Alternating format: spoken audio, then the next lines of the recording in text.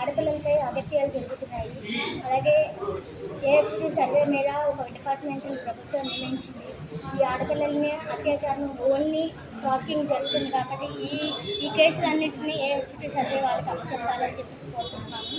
ఈ అక్రమ రవాణా అరికట్టే మార్గాలు మాకు మీడియా కానీ, పోలీసు వారు కానీ, కోర్టుల వారు కానీ మాకు కొంచెం స్పందిస్తే మేము ట్రాకింగ్ అరికట్టాలని చెప్పేసి ప్రయత్నాలు చేస్తున్నాము, చిన్న చిన్న ప్రయత్నాలు చేస్తున్నాము. మాకు కొంత సపోర్ట్ కావాలని చెప్పేసి మేము మీడియా ద్వారా తెలియజేస్తున్నాము.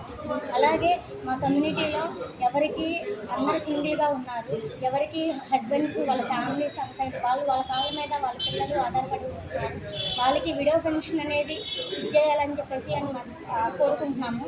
అట్లాగే ప్రభుత్వ సంక్షేమ పథకాలు, హౌసింగ్స్ కానీ, డ్వాక్రా సంఘాలు అని ఇప్పుడు ఒక కమ్యూనిటీ అనగానే సమాజంలో చిన్నచూపు, వివక్షత అనేది చాలా ఎదుర్కొంటున్నాము.